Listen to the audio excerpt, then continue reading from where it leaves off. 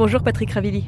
Bonjour aux auditeurs, auditrices. Vous êtes en train d'accomplir un périple depuis Nice jusqu'au Mont-Saint-Michel, 1500 km à pied pour une association. Est-ce que vous voudriez bien, s'il vous plaît, nous expliquer en quelques mots le but de ce pèlerinage que vous êtes en train de réaliser ?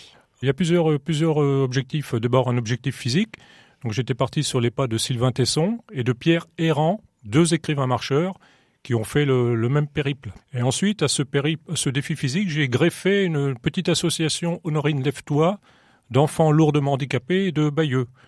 Donc l'idée, c'est de faire 1500 km, de les convertir en 1500 € et de redistribuer évidemment l'intégralité à l'association Honorine Lève-toi. Alors pourquoi est-ce que vous avez choisi particulièrement cette association, Patrick Ravilly ? Ça me tenait à cœur de marcher pour ceux qui ne marchent pas. Ça fait 2 ans que ça me trotte dans la tête. Et puis là, au mois d'août, avant de partir, j'ai lancé comme une sorte d'appel d'offres. Et Honorine Lève-toi, l'association, c'est la seule qui m'a répondu. Alors, donc Honorine Lève-toi, c'est une association, on l'a compris, c'est pour les enfants lourdement handicapés. Oui. Qu'est-ce qu'on peut découvrir un petit peu sur cette association ? Est-ce qu'elle est basée ? À combien d'enfants à peu près elle vient en aide ? Enfin voilà, s'il fallait faire une petite carte d'identité d'Honorine Lève-toi, Patrick, qu'est-ce que vous pourriez nous en dire ? Alors, cette association est structurée dans un centre d'éducation conductive. Alors ça, c'est une méthode qui a été inventée par un professeur de Prague dans les années 40. Cette petite structure regroupe 5 enfants lourdement handicapés de Bayeux. Si je prends l'exemple d'Honorine, Honorine, à 7 mois, les médecins ont diagnostiqué une lysencéphalie, donc ça veut dire une déconnexion totale entre le cerveau et le corps. Le corps est totalement inerte. Donc à ce jour, Honorine a 16 ans, et pour donner un exemple, elle tient tout juste sa petite cuillère. Et pour les parents, c'est déjà un grand espoir, c'est merveilleux. Donc vous, Patrick Ravilly, on l'a compris, vous portez cette belle cause avec vous au fil du chemin. Comment ça se passe concrètement au quotidien, les différentes étapes depuis Nice jusqu'au Mont-Saint-Michel ? Alors je vais peut-être faire rigoler les auditeurs auditrices. Je joue un petit peu Pépone et Don Camillo en opposition. C'est-à-dire j'écris à la fois aux mairies et aux paroisses. Alors tantôt ce sont les mairies qui m'accueillent bien, tantôt les paroisses. À ce jour, on peut dire que c'est à peu près équilibré, quoi. Tout le long du parcours, j'ai comme des petites étincelles qui s'allument, c'est formidable. L'accueil est chaleureux, enthousiaste. C'est quelque chose, c'est une émotion, quoi. C'est vraiment une émotion. Alors vous dites des petites étincelles, c'est quoi par exemple ? Des rencontres, des anecdotes ? Oui, des gens qui, par exemple, quelqu'un m'avait fermé sa porte à Lévent. Je suis allé dans un bar et 2 personnes m'ont accueilli chez elles, tout simplement. Donc c'est vraiment là, ça s'est fait spontanément dans la sincérité en fait. Ah oui, complètement. Je m'y attendais pas, puis sans aucun problème. Alors donc entre Nice et le Mont-Saint-Michel, on l'a dit, 1500 km pour 1500 €, oui. Ça fait du chemin quand même. C'est quoi les étapes marquantes ? Est-ce qu'il y a vraiment des endroits phares où vous savez que vous allez vous arrêter ou c'est un peu au petit bonheur la chance ? Non, mon plan de marche a été établi en prenant le livre de Pierre Errand. Pierre Errand, donc c'est un écrivain marcheur qui a initié ce parcours. Donc je suis en hommage parce que finalement moi je ne fais que le suivre, humblement. Donc il a initié ce parcours de Nice au Mont-Saint-Michel. Et à peu près à 90%, je fais exactement le même parcours, à peu près les mêmes étapes. Donc, en termes de matériel, qu'est-ce que vous avez avec vous, Patrick, au quotidien ? Vous dormez sous la tente ou alors de temps en temps, comme vous le disiez, vous pouvez compter sur la solidarité des gens ? Alors au début, je dormais sous la tente et je me suis aperçu rapidement que c'était complètement contre-productif. Pourquoi ? Parce que sous la tente, à part les écureuils et puis les insectes, on ne peut pas communiquer, notamment pour l'association. Donc j'ai décidé de donner la tente à quelqu'un qui était désargenté. J'ai donné 2-3 éléments en plus. Je me suis un petit peu allégé, je suis passé de 19 kg à 17 kg. C'est pas négligeable dans les montagnes. Et ensuite, ça m'a permis d'aller obligatoirement au contact à la fois des mairies, des paroisses, des médias et de donner l'information sur Honorine Lève-toi. Si on regarde maintenant d'un point de vue, je dirais spirituel, c'est quand même une belle destination, le Mont-Saint-Michel. Oui. Qu'est-ce qui vous porte ? Qu'est-ce qui vous pousse ? C'est ce que je ressentais quand j'ai fait mon premier Saint-Jacques il y a 2 ans, Tour Saint-Jacques. Il y a une force indicible qui vous porte. Au début, vous pensez que ça va être dur, vous n'allez peut-être pas y arriver, puis finalement, tout se passe bien, puis ça déroule. Donc, il y a la foi et la providence. La providence, je l'ai rencontrée à différentes reprises. Quand vous êtes en panne quelque part, vous avez un souci, vous avez toujours quelqu'un qui vient vous aider. À un moment où, pas tomber du ciel, mais enfin, c'est quand même, c'est prodigieux, quoi. Prodigieux. Vous auriez des exemples, par exemple, à nous raconter, à nous narrer, Patrick, depuis votre départ de Nice ? Des exemples, j'en ai plein. Des gens qui, vous êtes perdus, des gens vous remettent sur la route, ils vous remettent dans le bon chemin. Vous avez mal aux dents, quelqu'un vous dépanne, vous donne des coups de girofle. Vous marchez au bord vous marchez, puis tout d'un coup une voiture s'arrête. Voulez-vous des céréales, de l'eau Des exemples, j'en ai plein. Preuve qu'il y a de l'humanisme.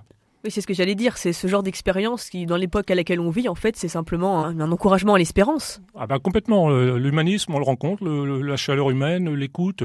Bon, il y a eu 2-3 exceptions, mais ça, malheureusement, c'est comme partout. Mais finalement, c'est merveilleux, quoi. C'est un parcours, j'oublierai jamais, parce que les précédents, je portais pas une association, donc c'est pas tout à fait pareil. C'est pas la même démarche. C'était un défi physique uniquement. Maintenant, c'est un défi humain et physique. Donc c'est vraiment autre chose. Et vous avez vraiment réussi à lier ces deux paramètres-là. Ce qui est intéressant de souligner, vous le disiez, c'est vraiment ce challenge au niveau du corps, tout simplement, parce qu'encaisser 1500 km, c'est pas rien, et vous l'avez fait plus vite que prévu. Racontez-nous. Quand j'ai fait Tours Saint-Jacques il y a 2 ans, 1500 km, j'ai mis 50 jours. L'année dernière, j'ai fait Lausanne-Rome, 1200 km en 40 jours. Donc il n'y a pas de raison que je ne fasse pas pareil pour ce périple-là. 70 jours, Sylvain Tesson, lui, circonstances atténuantes, était gravement blessé. Et Pierre Errand, lui, fait une petite boutade, il aimait bien faire les petites auberges le midi. Moi, c'est pas mon cas. Donc au lieu de faire des étapes de 20 km, j'ai fait beaucoup d'étapes de 40, voire 50 km. Et sur une amplitude de 25 heures, j'ai fait même 76 km. Donc je suis parti le soir et je suis de 23h46 jusqu'à 3h30 du matin. J'ai rajouté 26 km aux 50 km que j'avais fait dans la journée le matin. À 76 km en 25 heures. En termes d'emploi du temps, comment est-ce que vous vous organisez pour marcher, pour arriver à tenir vos objectifs d'un jour à l'autre? Vous avez un planning, je dirais un échéancier, vous savez que vous voulez être telle date à tel endroit, comment ça se passe? Je suis très structuré. Depuis le début, depuis l'ère Saint-Michel, j'ai décidé de faire toutes les étapes qui étaient programmées. Donc 90% j'ai fait les étapes programmées. Après, ça dépend aussi des gîtes et puis des accueils, évidemment. Donc soit vous rajoutez un petit peu plus de kilomètres et puis vous savez que vous êtes accueilli un peu plus loin, donc vous rallongez l'étape. Et j'arrive à combiner à la fois conjuguer la communication pour l'association, les hébergements et la marche. En termes maintenant financiers, on l'a compris, l'enjeu c'est vraiment d'arriver à récolter cette somme pour l'association Honorine Lève-toi. On en est où en termes, je dirais, de collecte et comment est-ce que vous souhaitez tout simplement que les gens vous soutiennent? Actuellement, sur l'objectif de 1500 €, donc 1500 km, 1500 €, on en est à 1006 €. Donc même les dons de 1 €, 1 € multiplié par X personnes, déjà, ça serait pas mal. Comment est-ce qu'on peut faire pour donner? Il y a un site internet, une cagnotte, comment ça se passe? Alors une cagnotte a été mise en ligne via la Hello Asso.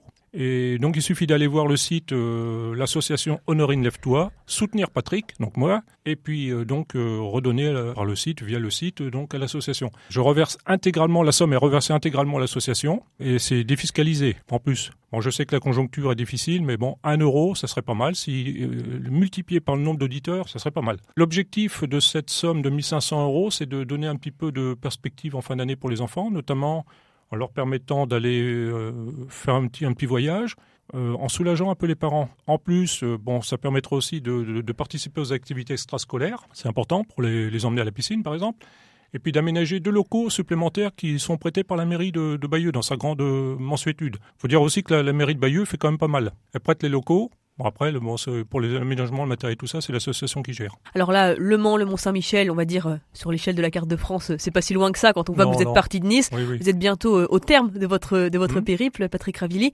Vous souhaitez arriver quand au Mont-Saint-Michel? Et le jour de l'arrivée, qu'est-ce qui se passe? Qu'est-ce qui est prévu? Alors le 24 octobre, donc c'est écrit déjà, j'arrive, donc mardi 24 octobre, j'arrive au Mont-Saint-Michel. Et j'ai décidé de dormir à la maison du pèlerin sur le mont, donc ça c'est déjà réservé. Et puis le 25, le lendemain, donc il y a évidemment mon épouse qui vient me chercher, et les enfants de la structure, donc qui viennent me voir aussi, quoi. Et vous vous sentez soutenu justement par ces enfants? C'est surtout eux qui m'ont porté, pour être honnête, je pense que Honorine m'a beaucoup ouvert les portes. Surtout le chemin, c'est elle qui m'a ouvert les portes. Ce sont les enfants qui m'ont ouvert les portes. Et par ailleurs, ils m'ont fait des dessins, ça m'a touché énormément, donc ça porte, c'est très fort ça. Pourquoi est-ce que vous, personnellement, c'est cette cause-là qui vous a touché et pas une autre? Je suis assez sensible au handicap en général et cette association, donc les enfants de Honorine, je me suis attaché plus particulièrement, quoi. Un immense merci pour toutes vos réponses et pour votre témoignage aujourd'hui au micro d'RCF. Patrick Ravilly, je rappelle que vous marchez depuis Nice jusqu'au Mont-Saint-Michel, un périple de 1500 km au profit de l'association Honorine Lève-toi. Honorine Lève-toi basée à Bayeux qui vient en aide aux enfants lourdement handicapés. Et puis nos auditeurs pourront aller vous soutenir et découvrir votre périple sur le site Hello Asso. À bientôt, merci beaucoup. Merci beaucoup et merci aux éditeurs d'avance. Merci beaucoup.